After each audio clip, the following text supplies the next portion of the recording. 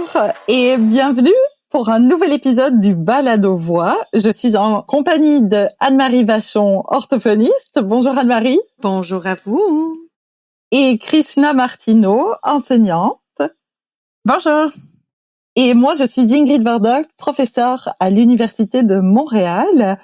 Dans cet épisode, on vous propose d'aborder les milieux particulièrement bruyants auxquels font face les enseignantes en éducation physique et l'impact que ces milieux peuvent avoir sur leur voix.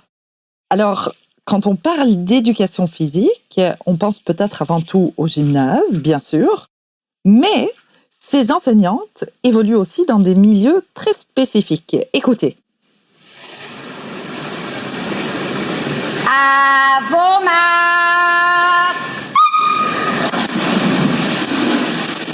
Alors, on reconnaît la piscine, évidemment. Et nous avons eu la chance de pouvoir échanger avec coach Nadine Roland, entraîneuse et enseignante en natation, sur les défis vocaux spécifiques à ces milieux aquatiques. Alors, je vous propose de plonger avec nous dans cette entrevue.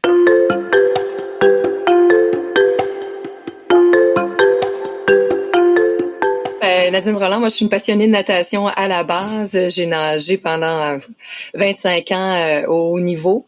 J'ai fait des Jeux du Québec aux Jeux du Canada, aux Jeux olympiques. Et puis après, je suis devenue enseignante de natation via un club de natation que j'ai fondé avec mon conjoint, Frédéric Asselin. On a fondé Les Loutres il y a 16 ans pour transmettre un peu notre passion du sport collective aux différentes générations, aux jeunes et aux moins jeunes. Mon titre exact est entraîneur-chef de natation. Ok, avec un fort profil enseignement. Comment est-ce qu'on appelle le bâtiment de la piscine? C'est ça, pour moi, la piscine, c'est l'entièreté, mais pour toi, la piscine, c'est l'eau, c'est le bassin d'eau, c'est ça? C'est le bord du terrain, c'est le bord du terrain. C'est un centre aquatique. Donc, il y a différentes piscines au Québec et au Canada et dans le monde. Il y a des piscines à l'intérieur, il y a des piscines à l'extérieur. Donc, nos conditions d'entraînement varient selon les piscines. Il y a des piscines qu'on va lors des compétitions aussi. Mais moi, j'appelle ça le bord du bassin. Donc, quand on est sur le bord du bassin, on a des athlètes dans l'eau, puis là, tout dépendant, des fois, on a 5 couloirs, des fois, on a 10 couloirs à couvrir, des fois, on a 1 couloir, 2 couloirs. Notre milieu varie selon si c'est que des nageurs qui sont dans l'eau ou si on va partager notre piscine avec, par exemple, des amis de l'Aquaforme ou des amis de la Croix-Rouge. Il y a un partage qui se fait au niveau des bassins. C'est comme si des professeurs partageaient leur espace d'enseignement. Toi, tu décrirais comment les défis vocaux qui se présentent à toi quand tu donnes ton entraînement ou ton enseignement? Ouais, faut comprendre que déjà les nageurs sont dans l'eau, ils ont un casque de bain, des lunettes, des fois de l'eau dans les oreilles, des fois il y en a qui portent des bouchons même. Donc c'est un défi de communication. Donc j'articule beaucoup, je fais des gestes aussi. Avec le masque, c'était un autre challenge celui-là. J'utilisais plus mon tableau aussi pour ajouter du visuel. Mais le challenge se porte des fois sur la grosseur et le nombre de jeunes, d'adultes qu'on a devant nous. Donc, si j'ai 5, des fois c'est plus facile, je peux m'approcher des jeunes, ils comprennent. Si j'en ai 30, je dois utiliser une portée de voix qui est plus globale pour que tout le monde entende. Maintenant, c'est sûr, si j'ai de la musique à côté de moi, là, c'est une concurrence déloyale. Je dois me baisser et faire des sous-groupes pour donner mes consignes. Là. J'essaie d'avoir de l'influence sur le volume de musique. Donc là, on travaille la collaboration avec les autres intervenants. Il y en a qui rentrent puis ils craignent la musique au fond. Puis là, je suis comme, je suis là, moi, j'enseigne à côté de toi, là. Est-ce qu'on peut partager puis baisser le volume un peu pour que ta clientèle, oui, soit motivée par la musique, mais que ma clientèle puisse aussi recevoir mes enseignements. Donc, c'est un petit jeu de collaboration entre tous. Est-ce que toi, tu as vécu des défis particuliers avec ta propre voix? Oui, définitivement. Moi, les chloramines et moi, on a une longue histoire. Et puis là, ce que je passe souvent, des fois, le vendredi, samedi, dimanche, ça arrive qu'il y ait des compétitions de 30 heures. C'est pas inhabituel dans le milieu de la natation. Ça arrive peut-être 2, 3, 4 fois par année qu'on a des grosses compétitions, là, qu'on doit passer un 30 heures sur le bord d'un bassin en 3 jours. Les nageurs, ils brassent de l'eau. C'est la nature même du sport. On plonge et on nage le plus vite possible. Donc, ça brasse de l'eau et ça fait remonter des chloramines à la surface. Puis ceux qui sont sur le bord du bassin, puis un entraîneur doit être vraiment sur le bord du bassin. Donc, on respire ça pendant toute la fin de semaine. Et c'est pas rare. Je dirais 2, 3 fois par année, je fais des extractions de voix à répétition. Je perds ma voix complètement. Puis là, c'est un autre défi qui rentre en jeu à ce moment-là, je dois soit faire lire les entraînements par un athlète, trouve ça bien drôle, puis là, j'arrive, je marque au tableau, je n'ai plus de voix, soyez patient avec moi. Ou j'utilise un de mes assistants, je lui chuchote à l'oreille, puis la personne le répète. Mais c'est les extractions de voix qui, depuis, je dirais, plus d'une dizaine d'années là que j'en fais à répétition là dans une année, au moins 2-3. Et Nadine, toi, ta perception de tes instinctions de voix, est-ce que c'est vraiment juste par rapport, pour toi, est-ce que c'est vraiment la notion chloramine, perte de voix, ou c'est la notion aussi peut-être charge? Tu le dis, ça arrive pas souvent dans une année, là. Tu sais, toi, sa perception, c'est-tu systématique, tu le sais? Ça, c'est vraiment les chloramines? J'aimerais beaucoup faire des recherches scientifiques là-dessus de pourquoi, du comment. Je sais qu'il y a certaines piscines qui le font plus.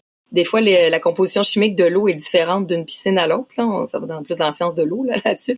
Mais il y en a qui ont plus de chlore, il y en a qui ont moins de chlore, tout dépendant.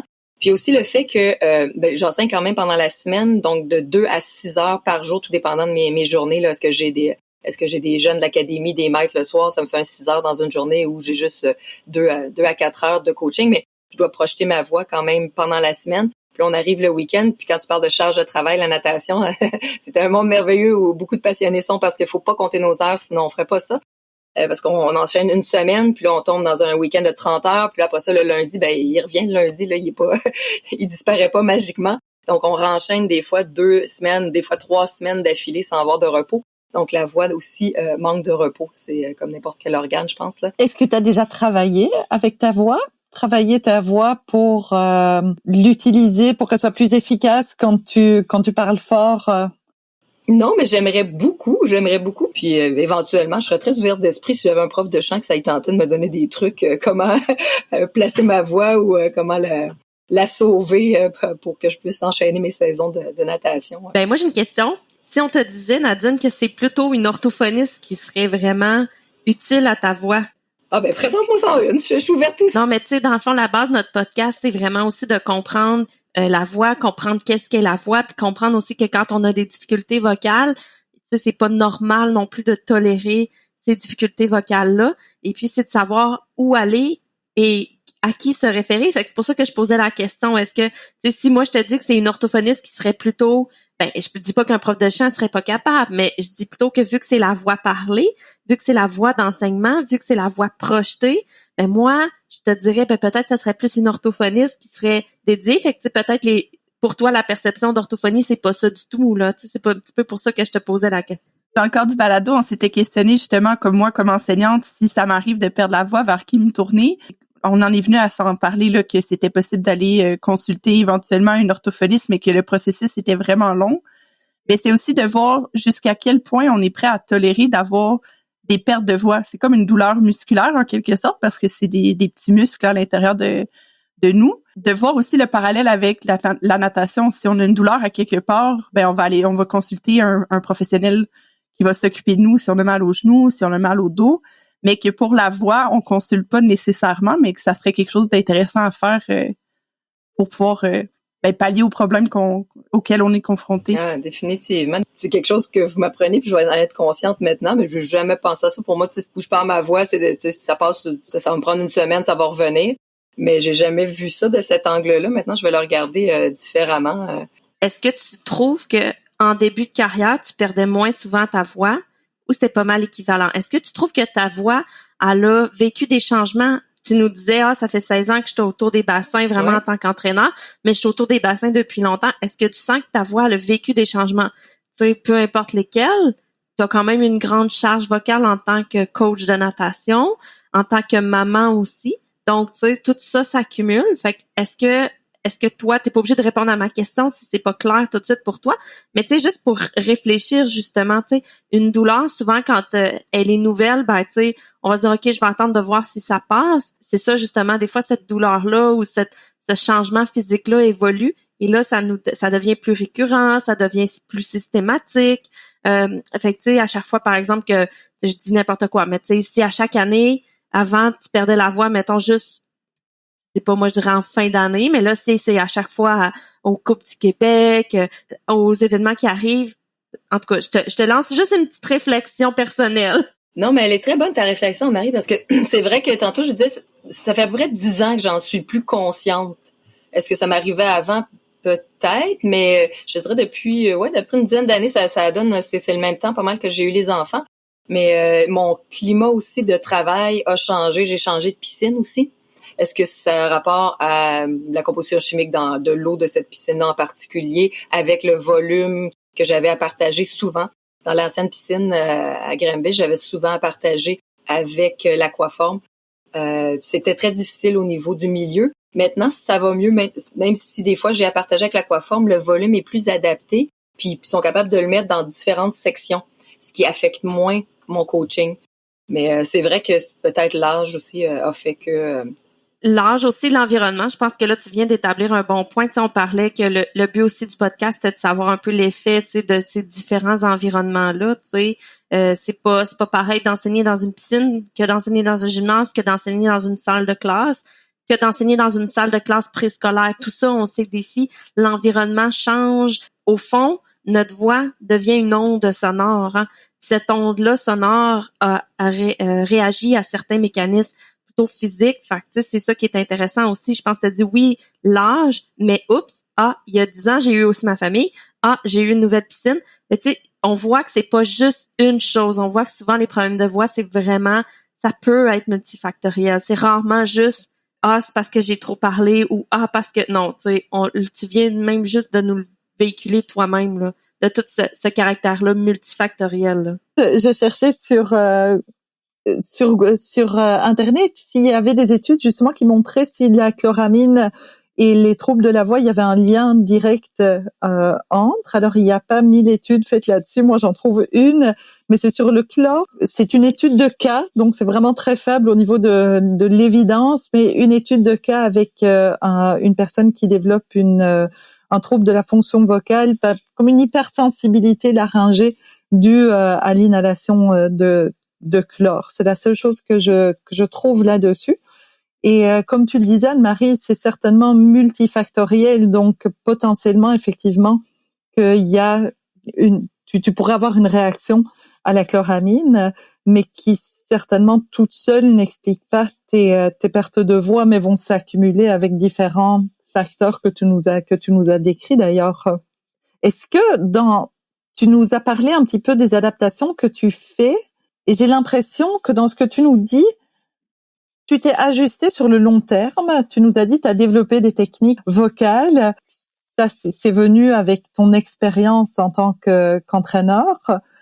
Mais puis après, tu nous témoignes aussi d'ajustements que tu fais quand ça ne va plus avec ta voix. C'est-à-dire que tu dis, là, alors, je vais faire autrement. Je vais avoir un tableau, je vais leur montrer des choses. Mais est-ce que tu vas faire des choses en prévention? Est-ce que parfois tu te dis, là, si je fais pas quelque chose maintenant, je risque dans 2 semaines de la perdre, donc je vais mettre en place des choses. Ouais, c'est plus compliqué celle-là de faire ça. Dans le milieu de la natation, c'est comme il y a tout le temps des choses à faire, puis il y a des moments que tu peux pas vraiment faire ça.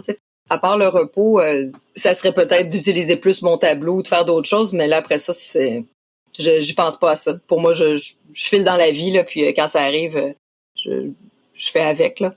Mais ça serait peut-être une bonne idée. Moi, je voulais revenir sur ce dont on parlait, les ajustements que tu fais, puis tu nous disais il n'y a pas toujours le temps de le faire, et puis je me dis c'est une question de priorité aussi, c'est-à-dire que ce que toi tu perds en énergie à faire des ajustements pour ta voix, finalement c'est les désagréments que tu vis avec tes pertes de voix, c'est pas suffisamment important pour équilibrer les désagréments que tu vas vivre à faire des ajustements. Est-ce que tu l'expliquerais comme ça aussi?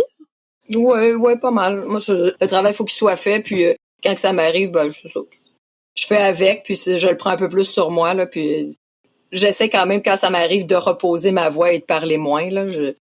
Et puis, t'as la possibilité de le faire. C'est-à-dire que jusqu'à maintenant, t'arrives à récupérer, t'arrives à trouver le temps où tu vas pouvoir être en silence et trouver des alternatives et puis laisser le temps à ta voix de récupérer. Ouais, parce que j'aime beaucoup ça, parler aux athlètes puis essayer des améliorer, mais tu sais, j'accepte le fait que je peux leur mettre un entraînement au tableau puis faire comme plusieurs entraîneurs puis juste les regarder aller là pendant un petit bout là.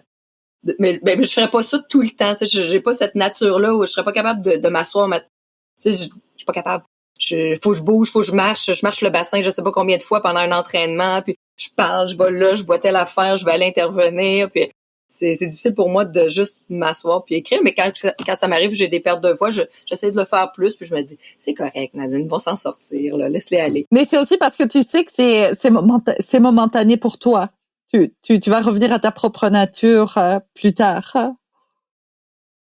Est-ce que vous voulez rajouter quelque chose? Anne-Marie, Krishna, vous avez encore des questions? Et on parlait des multifactoriels, hein, tu sais, des facteurs, mais en fait, être une femme est un facteur de risque, malheureusement, à développer des troubles de voix.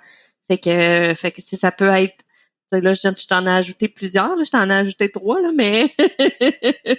Ben, je suis contente d'avoir pensé à toi, Nadine. Je pense que tu avais beaucoup de choses à dire là, par rapport à ça. Puis moi, ben c'est quand on a parlé là, de différents milieux, puis je me souvenais de la fois où tu as perdu la voix l'automne dernier.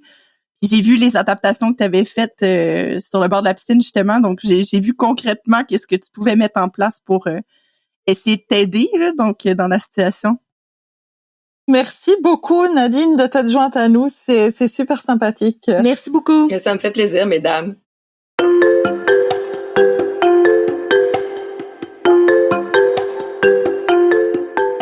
Moi, je trouvais ça super intéressant tout ce qu'elle nous expliquait, Nadine.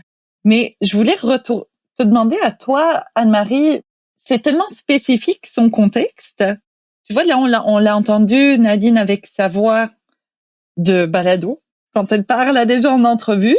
Mais si toi, en tant qu'orthophoniste, tu voulais travailler avec sa voix, est-ce que tu aurais envie d'être sur place avec elle et de voir ce qu'elle fait? Ou t'as pas besoin de ça dans ton type d'intervention? Ben ça, je te dirais, Nadine décrit vraiment bien son milieu, connaît bien son milieu. Je pense pas que j'aurais besoin nécessairement d'aller voir le milieu, mais si un jour c'était vraiment une limite, tu sais, peut-être que là je me déplacerais. Dans le sens que tu sais, si elle était dans mon bureau, puis que plusieurs mois plus tard, elle était encore dans mon bureau, dans le sens que j'avais pas de progression, mais là peut-être je dirais OK, on va aller explorer le milieu, peut-être que là il y a des changements environnementaux simples qu'on pourrait faire, c'est genre à telle place là, c'est toujours le regroupement des nageurs pour, tu sais, je donne juste des exemples comme ça, mais souvent les gens connaissent assez bien leur milieu, tu sais, pour y travailler plusieurs heures par semaine. Donc, connaissent bien leur milieu, connaissent leur challenge. C'est juste que ils ont pas les mots d'orthophoniste, tu sais, ils ont pas nos mots pour expliquer. Parce que je trouve ça intéressant, Nadine, elle a fini par expliquer que au début, elle nous a dit c'est les chloramines, tu sais. Oui. Puis à un moment donné, elle, c'est comme clair dans sa tête. C'était les chloramines, c'est ça, tu sais. Je suis longtemps sur le bord des piscines. Puis à un moment donné, OK, non, ben là, c'est vrai, t'as raison, tu sais. C'est plus que d'habitude, j'ai pas vraiment de repos. Tu sais, là, c'est juste de les amener dans cette réflexion-là. Fait que moi, je trouve que juste ça, c'est déjà une prise en charge. Donc, c'est très rare qu'on se déplace dans les milieux. Et là, on vient de voir une personne, donc entraîneuse enseignante, comme elle se dit elle-même. Mais pour les profs d'éducation physique, le bassin, ça va être par période, j'imagine. C'est pas toute l'année. Il n'y a pas un prof d'éducation physique qui va faire que ça, mais c'est des milieux dans lesquels vous pouvez être. Mais le milieu habitué d'un prof d'éducation physique, en lui-même, il est bruyant et très spécifique. Ouais. Et je vous propose qu'on entende justement de quoi ça peut avoir l'air des environnements quand on est professeur d'éducation physique. On va vous faire écouter 3 petits scénarios d'environnements différents.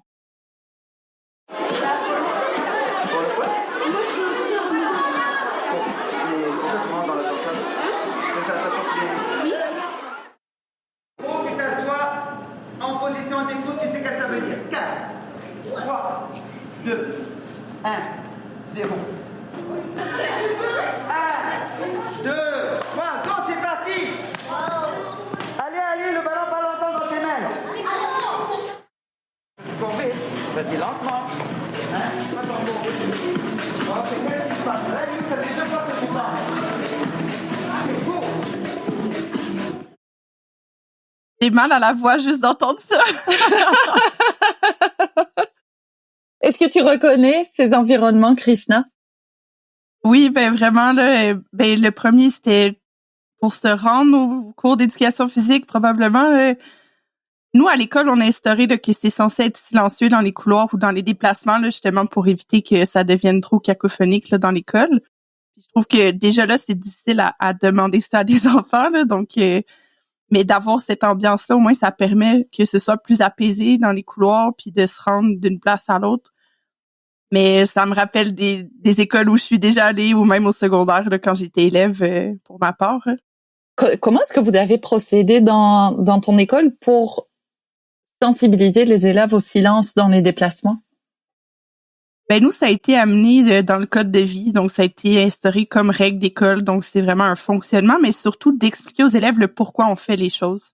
Je trouve que ça aide à avoir un sens à quand on instaure une règle qui est nouvelle, puis quelque chose là, qui est porteuse de sens justement pour que les élèves embarquent puis qu'ils comprennent. Ben c'est parce que des fois quand on circule dans l'école, ben il y a des élèves qui sont en examen, qui font des travaux, qui doivent être concentrés, donc ils sont capables de comprendre pourquoi ils appliquent cette règle-là. Puis moi, c'est sûr qu'avec mes élèves, quand je leur demande de circuler en silence ou quand j'ai des consignes à donner, qu'ils soient à l'écoute, en position d'écoute, là, comme on entendait dans l'enregistrement dans le gymnase, ben c'est pour protéger ma voix. Puis ça, je le nomme aux élèves parce que j'ai pu faire le parallèle avec les journées que j'avais pas de voix. Donc de leur dire, ben vous voyez, c'est précieux pour moi, puis il faut que vous soyez avec moi dans le coup pour m'aider, pour que je puisse la garder, puis être capable de vous expliquer les consignes que j'ai à donner. Puis si je me trompe pas, les élèves comprennent ces choses-là, puis finalement font des changements. Vous leur imposez des changements, mais qui adhèrent aussi pour eux. Ils se trouvent mieux là-dedans peut-être des fois, hein? Oui, bien c'est apaisant pour eux aussi là d'avoir une ambiance qui est plus calme puis plus silencieuse. Puis moi j'ai des signes aussi visuels, là, donc la position d'écoute, c'est sûr que je fais un décompte avec mes doigts, puis après ça, ben quand je circule dans le corridor avec les plus petits, ben il y a le doigt du silence, donc on lève la main, donc les élèves peuvent voir notre main qui est levée. Donc c'est des rappels visuels, des consignes qu'on a déjà données au préalable, là, qu'on n'a pas à répéter à chaque fois non plus. Pour ma part, comme enseignante, je le vois là, cette année, la différence entre être en éducation physique, donc dans le gymnase, dans un environnement qui est plus bruyant. Je suis beaucoup plus fatiguée. Donc, sollicitée tout le temps par le bruit, puis autant de devoir forcer un petit peu plus ma voix pour qu'elle porte davantage dans le gymnase. Nous, on a un système de ventilation, on est bien dans le gymnase, ça circule bien, mais le bruit est constamment présent. On finit par l'oublier, mais on s'en rend compte là, quand il y a plus d'élèves dans le gymnase, on entend le bourdonnement, donc c'est quelque chose quand même qui nous force à parler plus fort là, contre notre gré. C'est ça, tu parles du bourdonnement des ventilateurs qui sont là. Ouais, en permanence. Ouais. C'est ça. Ça c'est problématique aussi effectivement parce que comme tu dis, on finit par l'oublier, on croit qu'on l'oublie, mais d'un coup qu'on se retrouve à un endroit où il n'y a pas la ventilation, ben on se rend compte que notre corps l'a pas oublié, qu'on est en réaction constante à ce bruit-là. Ça a un impact sur ta voix, mais sur ton émotion aussi, sur ta fatigue. Ouais. Mais c'est un peu agressant à la longue là, de devoir se surpasser tout le temps là, au quotidien. D'ailleurs, on pourrait s'attarder un tout petit moment sur le bruit et essayer de définir qu'est-ce que c'est le bruit. Krishna, est-ce que tu as une définition du bruit? C'est quoi pour toi le bruit? C'est une bonne question. C'est comme des concepts qu'on n'aborde pas souvent. Parce que moi, le bruit, je le perçois peut-être plus d'une façon pas péjorative, mais un peu. Parce que c'est sûr que s'il y a le bruit de la pluie, je vais dire, le son de la pluie, ça m'apaise. Je vais pas l'appeler de la même façon. Alors que bruit, c'est bruyant, ça peut être agressant, ça peut être fort. Donc, pour moi, le bruit, c'est ça. Et toi, Anne-Marie?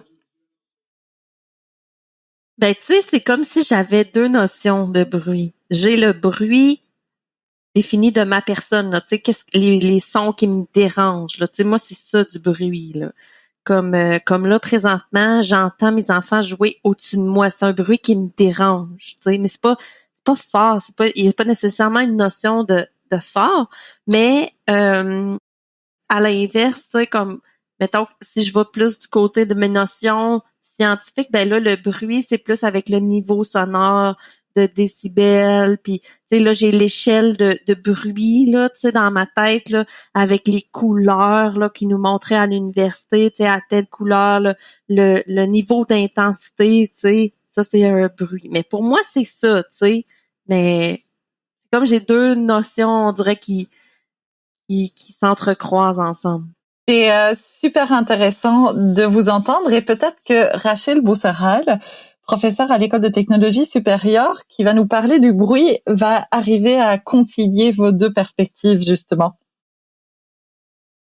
Le bruit, c'est vraiment n'importe quel son qui n'est pas agréable pour la personne. Donc, ça peut changer. Le bruit pour moi est différent que le bruit pour toi. Puis, même dans certaines situations, un son peut être du bruit, mais par exemple, les cris d'enfants, ça peut être du bruit si on essaye de se concentrer. Mais le cri d'un enfant, c'est pas vraiment du bruit pour une maman, par exemple, parce que c'est un son qui est important pour la maman pour qu'elle puisse aller voir son enfant. Vraiment, ça dépend. C'est quoi le bruit? En général, comment on le décrit, c'est un son qui est désagréable dans le moment. C'est un son qu'on veut pas.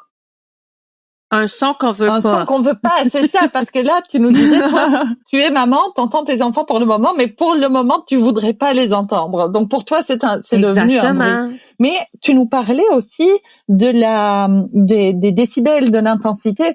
Et finalement, c'est sûr que, en tant qu'enseignante, même si on a un bruit qui est agréable ou qui est voulu, c'est-à-dire on aurait une classe qui collabore, par exemple, c'est normal que ça fait du bruit. Une classe qui fait des travaux de groupe, c'est normal qu'on aurait du bruit. Mais malgré tout, comme tu dis, Anne-Marie, il va être à un certain niveau de décibels. Puis sur le plan vocal, on va être obligé de le surpasser avec notre voix. Donc, ça n'enlève pas que sur le plan vocal, il y a aussi quelque chose d'objectif. C'est quand on arrive à un certain niveau sonore, même si c'est un son agréable, c'est un son au-dessus duquel il va falloir parler. Est-ce que vous trouvez que ça concilie vos deux perspectives sur le bruit? Oui, quand même. Mais surtout l'aspect agréable-désagréable, je pense que les deux, on l'a un peu nommé avant. Ouais. Puis moi, je pense que, tu sais, quand on greffe justement l'intensité à ça, tu sais, tantôt, tu donnais l'exemple, c'est normal un bruit de classe, mais là, je vais pas dire un bruit de classe, c'est normal le son de la classe, mais là, quand le niveau d'intensité augmente, là, on devient dans un bruit de classe. Là, ça vient à nous déranger. C'est là où, souvent, Krishna, si je me trompe, les enseignants vont dire, là, c'est trop fort, tu sais, parce que là, ça devient dérangeant. Donc là, c'est la notion, tu sais, que on vient d'entendre, tu sais, un bruit qu'on veut pas. Mais ça dépend aussi de notre sensibilité. Moi, je sais qu'il y a des collègues que j'arrive dans leur classe puis je suis comme, wow, moi, j'aimerais pas ça travailler dans cette ambiance-là. Alors que dans d'autres classes, on n'entend rien. On n'entend absolument rien. Et je trouve qu'il y a une éducation à faire aussi au niveau des enfants sur, ben là, quand on chuchote, c'est de telle façon, c'est pour quel type de travail, qu'est-ce que ça permet. Donc, quand les enfants le comprennent mieux, puis qu'on l'expérimente, parce que comme toute chose, je pense qu'il faut qu'on le vive, qu'on entende. OK, est-ce que vous avez entendu là, que les décibels, justement, ont augmenté? Parce que là, peut-être qu'on parle plus fort parce qu'on s'est éloigné de notre coéquipier. Donc ça, c'est des choses à mettre en place pour conscientiser les élèves que là, quand les décibels augmentent, ça nous force, nous, comme enseignants, à hausser le volume de notre voix, donc de forcer plus fort pour qu'ils puissent nous entendre. Et puis, on aura l'occasion de revenir là-dessus aussi dans un prochain épisode sur l'impact du bruit sur les élèves eux-mêmes au niveau de leurs apprentissages, justement. Mm-hmm. On parlait avec toi, Anne-Marie, finalement, dans ta perception à toi du bruit, tu nous parlais de l'intensité du son. Et où quelque part, tu dis, à un moment donné, peu importe le son, qu'il soit désirable ou non, s'il arrive à une certaine intensité, il devient indésirable, en tout cas sur le plan vocal, parce qu'alors on va devoir projeter notre voix au-dessus de ce bruit-là. Et je vous propose d'écouter Rachel Boussaral de nouveau qui nous parle de l'effet lombaire, parce que c'est cet effet-là qui est à l'origine aussi de notre haussement de voix pendant le bruit. mais c'est aussi que le bruit peut affecter notre communication avec les autres. Puis ça, c'est quelque chose que nous, comme humains, est très important pour nous. Nous, on veut communiquer avec les autres. Donc, avoir du bruit, des fois, fait en sorte que c'est beaucoup plus difficile de communiquer avec les autres. Naturellement, en fait, quand on est dans des milieux bruyants, ce qu'on fait, c'est qu'on va ajuster la façon dont on parle. Cet ajustement, cet effet, ça s'appelle l'effet de Lombard. Donc, qu'est-ce qui se passe, c'est qu'on va augmenter notre niveau de parole, comment on parle. On va aussi faire d'autres choses comme créer plus grand contraste entre notre parole et le bruit. Parce que on veut être intelligible. Naturellement, quand on parle, on veut que les gens nous comprennent. Donc, quand il y a du bruit, puis ça peut affecter notre intelligibilité, ce qu'on fait, c'est qu'on essaie d'ajuster comment on parle pour qu'on puisse être compris. Mais cet ajustement, en fait, c'est un effort vocal. On va augmenter le niveau de notre parole, on va décaler un peu nos fréquences habituelles, genre on va parler plus dans les hautes fréquences, juste pour créer ce genre de contraste qu'on veut pour rester intelligible. Et faire ça longtemps, c'est pas facile, c'est un effort. Et là, je pense c'est exactement ce dont tu parlais, Krishna, quand il y a aussi ce petit bruit qui est constant, par exemple dans un gymnase avec la ventilation qui est forte. Mm-hmm. Même si ça ne te demande pas de parler beaucoup plus fort, ça te demande de parler un peu plus fort et c'est la constance de cet effort finalement qui va être nuisible. Oui, tout à fait. Et c'est souvent cet effet-là aussi qui devient incontrôlable, moi, je trouve. Mais que le contrôle de notre voix est pas le même, là, dans le sens. Ben oui, puis dès qu'on rentre dans l'effet comme Lombard, ben toi, plus tu vas parler fort au-dessus de tes élèves, ben plus tes élèves, eux, vont moins entendre leur bruit, donc ils vont augmenter leur bruit. Moi, je pense toujours, quand j'explique ces effets-là là, à mes clients, je donne toujours l'exemple de quand on va au restaurant. Au début, t'arrives à 4 heures. Avant le 5 à 7, t'arrives à 4 heures. La musique est douce, il y a pas beaucoup de monde, c'est pas trop fort. Là, ils vont augmenter la musique parce qu'il va y avoir plus de monde, il va parler plus fort, les gens n'entendront plus la musique. Et que là, on rentre dans un cercle sans fin, là, une interaction sans fin. Ça, moi, je trouve que c'est la même chose qui se passe dans vos salles de classe. T'sais, plus vous parlez fort sans nécessairement reprendre le contrôle puis ramener justement un petit peu plus bas le niveau d'intensité, je trouve que ça finit plus. C'est ça. Et on dit que dans une classe, pour un niveau optimal pour un enseignant d'enseigner dans une classe, mais le niveau de décibel optimal, il serait entre 40 et 60 dB. Il devrait pas dépasser 60 dB pour que la personne enseignante puisse utiliser sa voix de manière naturelle sans forcer dessus.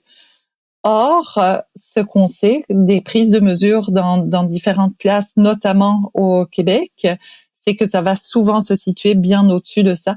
Donc, on relève, il y a une étude de Picard en 2004 dans des garderies au Québec où il y a des niveaux qui se situent entre 65 et 92 dB. Donc, tout est au-dessus du niveau qui est recommandé. On va trouver des chiffres qui sont pareils dans des écoles primaires aussi.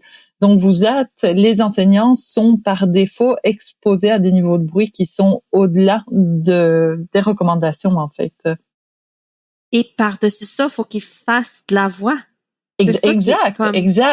Ouais. C'est, tu sais, quand on dit que c'est l'ajustement qui est un effort, là, c'est ce que on disait tout à l'heure. Tu sais, c'est l'ajustement qui devient l'effort. Ouais. Mais c'est ça, tu sais. On est à 92 dB sans voix. Mm. Alors, vous, les enseignants, vous devez, là, on dit pas qu'on est toujours à 92 dB, là, mais même si on est à 70 dB, vous devez être au-dessus de ça pour qu'ils perçoivent. Et là, il y a un certain nombre de décibels entre le niveau de bruit et votre voix pour être bien perçu. T'sais. Donc, c'est ça la boucle sans fin là que quand j'ai les clients enseignants dans mon bureau, je leur parle vraiment de l'importance justement du niveau de bruit, d'être consciente de l'effet que ça peut avoir sur leur fatigue vocale, vraiment. Moi, je vous propose qu'on s'arrête ici pour aujourd'hui et on va revenir dans des prochains épisodes sur ces notions-là. Mais j'aimerais bien savoir ce que vous retenez de l'épisode d'aujourd'hui.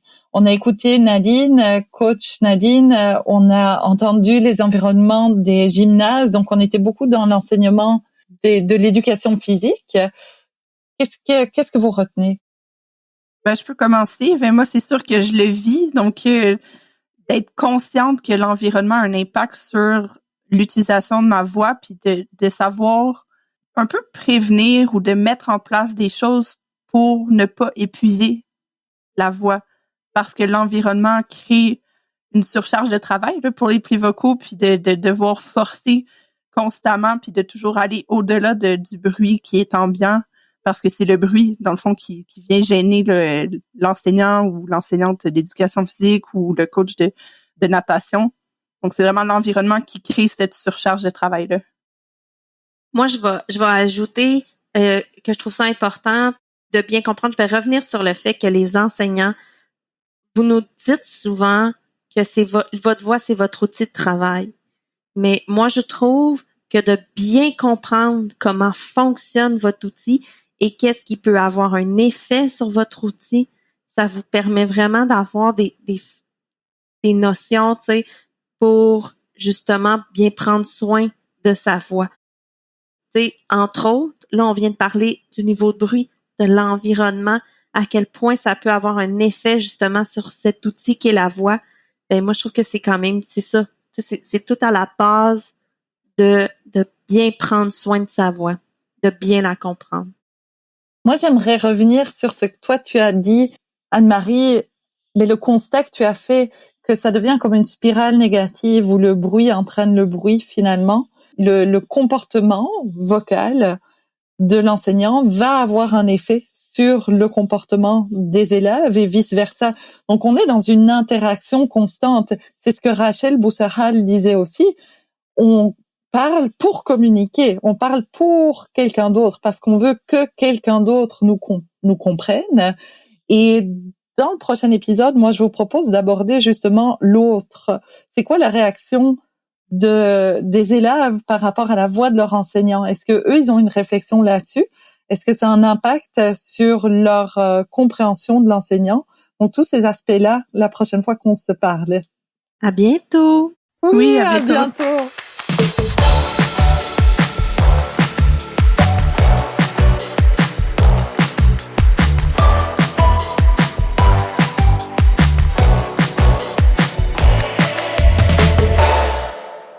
Vous venez d'écouter l'épisode 5 du Balado Voix, ma voix, ma santé, mon métier, formé par l'équipe de la professeure et chercheure Ingrid Verdoc en collaboration avec la Centrale des syndicats du Québec et l'Université de Montréal. Aujourd'hui à l'épisode, nous avons eu la chance de recevoir la coach Nadine Roland qui nous a parlé de son milieu de travail bruyant. Les animatrices ont également parlé du bruit, de la charge vocale supplémentaire chez les enseignants-enseignantes en éducation physique, ainsi que les stratégies de gestion de classe. La semaine prochaine, au Balado Voix, nous aborderons le lien entre la voix et nos relations avec les autres. Si vous êtes enseignant-enseignante et que vous aimez le contenu présenté dans le Balado Voix, on se réjouit de vous annoncer que l'écoute du balado s'inscrit dans le cadre de la formation continue pour le personnel enseignant et les orthophonistes. Vous trouverez le lien vers les informations liées à la formation et à nos médias sociaux dans la barre de description. Nous, on se dit à la semaine prochaine pour l'épisode 6. Bye bye!